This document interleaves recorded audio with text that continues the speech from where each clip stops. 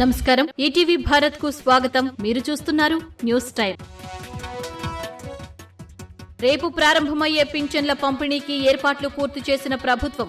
మంగళగిరి పెనమాకలో పింఛన్లు స్వయంగా పంపిణీ చేయనున్న సీఎం. రాష్ట్ర వ్యాప్తంగా పింఛన్ల పంపిణీలో పాల్గొననున్న ప్రజాప్రతినిధులు.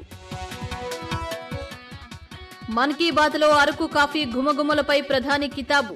చంద్రబాబుతో కలిసి తాగినట్లు గుర్తు చేసుకున్న మోదీతో మరోసారి కాఫీ తాగేందుకు ఎదురు చూస్తున్నానన్న చంద్రబాబు.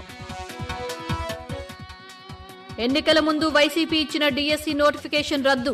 మెగా డీఎస్సీ ప్రకటించడంతో పాత డీఎస్సీని రద్దు చేసిన విద్యాశాఖ. ఇటీవల 16,347 పోస్టులతో మెగా డీఎస్సీ ప్రకటించిన ప్రభుత్వం. పోలవరాన్ని పరిశీలిస్తున్న అంతర్జాతీయ నిపుణులు. జులై 3 వరకు ప్రాజెక్టు సైట్లో పరిశీలించనున్న నిపుణులు. ప్రాజెక్టు ప్రస్తుత స్థితిపై నివేదిక ఇవ్వనున్న కమిటీ. వైసీపీలో జగన్ తర్వాత అత్యధిక అక్రమార్జన పెద్దిరెడ్డిదే. రాష్ట్రంలోని ఖనిజాలన్నీ తవ్వేశారన్న మంత్రి రాంప్రసాద్. పెద్దిరెడ్డి కుటుంబం చేసిన అక్రమాలు బయటపెడతామని వెల్లడి. సీఎం అదనపు కార్యదర్శిగా ఐఏఎస్ కార్తికేయ మిశ్రాను ఏపీకి పంపాలని కేంద్రానికి గతంలో సీఎం లేఖ. మిశ్రాను ఏపీ క్యాడర్కు పంపుతూ డీఓపీటీ నిర్ణయం.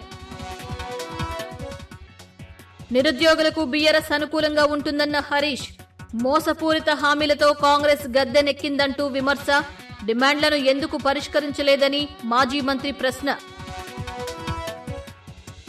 మాజీ ఉపరాష్ట్రపతి వెంకయ్యనాయుడుపై 3 పుస్తకాలను ఆవిష్కరించిన ప్రధాని. గ్రామీణ పట్టణాభివృద్ధి శాఖలో తనదైన ముద్ర వేశారన్న మోదీ. మదర్ బ్రదర్ టంగ్ తర్వాతే అదర్ టంగ్కి ప్రాధాన్యమివ్వాలన్న వెంకయ్యనాయుడు. క్రికెట్ అభిమానులకు వరుస షాక్లిస్తూ రిటైర్మెంట్లు. రోహిత్, విరాట్ బాట్లో జడేజా. ఇంటర్నేషనల్ టీ20లకు గుడ్ బై. ఇవి ఇప్పటివరకున్న ప్రధాన అంశాలు. మరిన్ని తాజా అప్డేట్స్ కోసం www.etvbharat.com వెబ్సైట్ను సందర్శించండి.